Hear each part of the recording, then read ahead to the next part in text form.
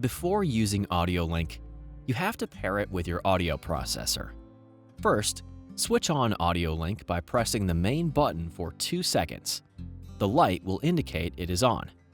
Place the coil over the center of the keypad. Switch off the processor and then back on. When it's successfully paired, the left and right connection symbols will light up. If you are a bilateral user, make sure you pair both your audio processors one after the other using the same procedure as before.